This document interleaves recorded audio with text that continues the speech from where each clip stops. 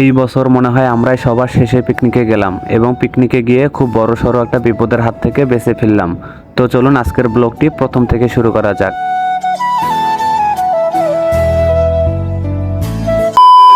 আসসালামু আলাইকুম এভরিওয়ান, কেমন আছেন সবাই? আশা করি সবাই অনেক ভালো আছেন। আলহামদুলিল্লাহ, আমিও অনেক ভালো আছি। তো সবাই পিকনিকে চলে গেছে, বাট আমাদের এখনো যাওয়া হয় নাই। ভাবছিলাম যে এই বছর কোনো পিকনিক হবে না, তারপরেও কোনোভাবে আমরা পিকনিকের আয়োজনটা করেই ফেলি। গত বছর আমরা গিয়েছিলাম নাটোর, আর এবার আমরা যাচ্ছি রাজশাহী সাফিনা পার্কে। গত বছর অনেকে যায় নাই, যার কারণে সবাই আফসোস করছিল, আর এখন আমরা সবাই যাইতেছি প্রায় 2টা বাস নিয়ে।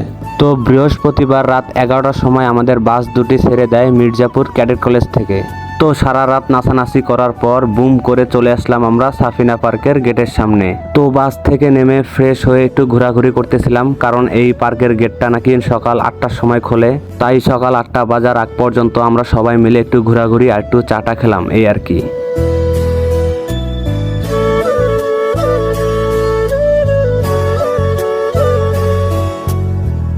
আর এটাই হচ্ছে সাফিনা পার্কের গেট। অনেক সুন্দরভাবে কিন্তু গেটটা বানিয়েছে বলতে হবে।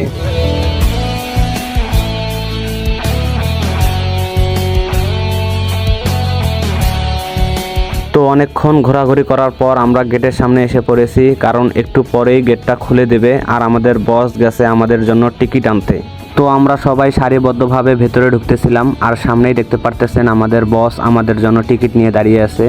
আর আমরা সবাই টিকিট নিয়ে খুব সুন্দরভাবে ভেতরে চলে গেলাম।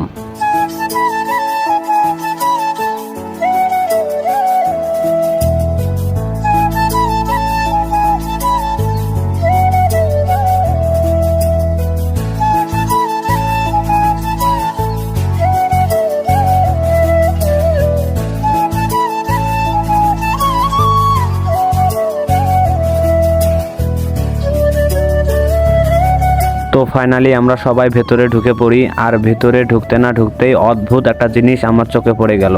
জীবন্ত ডাইনোসর, দেখতে খুবই ভয়ঙ্কর। সবাই পাশে গিয়ে একটু ছবি টবি তুলতেছে। আর একটা কথা সবাইকে বলি, আপনারা সবাই জানেন যে আমি একটা বিজনেস করতেছি ক্লোথিং ব্র্যান্ড নিয়ে। আর আমার বিজনেস পেজটির নাম হচ্ছে ফাঁকা ঘর। ওপরে ফাঁকা ঘরের লিঙ্ক দেওয়া আছে, সবাই গিয়ে একটু ফলো দিয়ে আমার পাশে থাকবেন। এখানে ছেলেদের সকল ফ্যাশন আইটেম পাওয়া যায়। তো সামনে আরেকটু যেতে না যেতে চোখে পড়লো আরেকটি শিক্ষিত গাছ। এই গাছ নাকি অনেক শিক্ষিত, একদম সেই লেভেলের ইংলিশ কথা বলতেছিল, আমরা তো কিছুই বুঝতেছিলাম না। তো গাছের সামনে একটু ইংরেজি লেকচার দিয়ে চলে গেলাম আমরা স্পটে। তো স্পটে গিয়ে দেখি সবাই ডিম ছলাইতেছিল, আর সবার দেখা দেখি আমি একটু কাজে লেগে পড়ি। আর অন্যদিকে দেখতে পারতেছেন আমাদের খিচুড়িটাও প্রায় শেষের দিকে। তো আমাদের স্যার আমাদের সবাইকে খিচুড়িটা পরিবেশন করে দিতেছিল। তো এই হচ্ছে আমাদের সকালের নাস্তা। আর সারাদিন পার্কে কোথায় কোথায় ঘুরলাম চলুন আমরা দেখে আসি।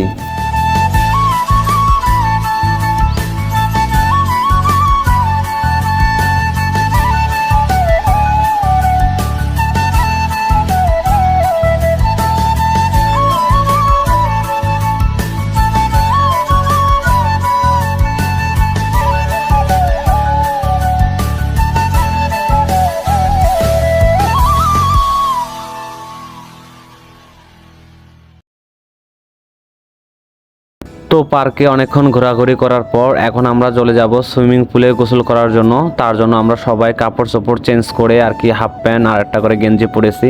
তো একটু পরে আমরা চলে যাব সুইমিং পুলে গোসল করার জন্য।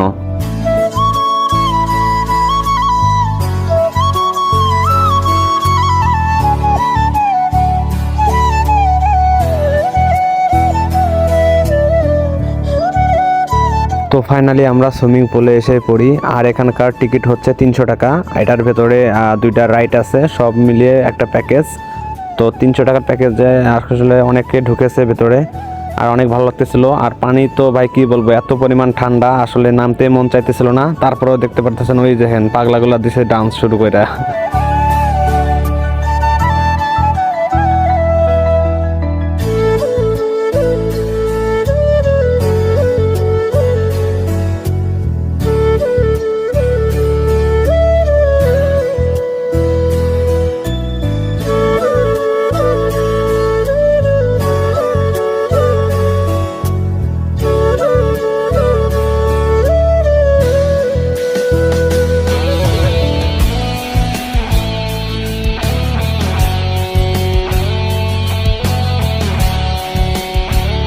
তো অনেকক্ষণ নাচানাচি করার পর আমি চলে গেলাম রাইটে ওঠার জন্য। আর এখানে উঠেই মূলত আমার একটা বিপদ হয়। আসলে আমার বিপদটা চলে যায় আরেকজনের উপর দিয়ে। ওই যে আমি আসতেছিলাম, আমার পিছনেই মনে করেন আরেকটা মামু আসতেছিল, আর তার পা লাগে আমার পিঠে।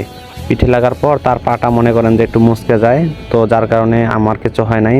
তো মামু তো সেই লেভেলের চিল্লাচিল্লি, দেখতে পারতেছেন আমার পিঠে তো সেই অবস্থা খারাপ। আর আমার মামু তো উঠতে পারতেছিল না, ওই যে দেখতেছেন। আসলে এখানে আমার কোনো দোষ নাই, এটা একটা অ্যাক্সিডেন্ট। তো যাই হোক, মামুর জন্য দোয়া রইল। আর আজকের ব্লগটি এই পর্যন্তই। সবাই ভালো থাকবেন, সুস্থ থাকবেন। আল্লাহ হাফেজ।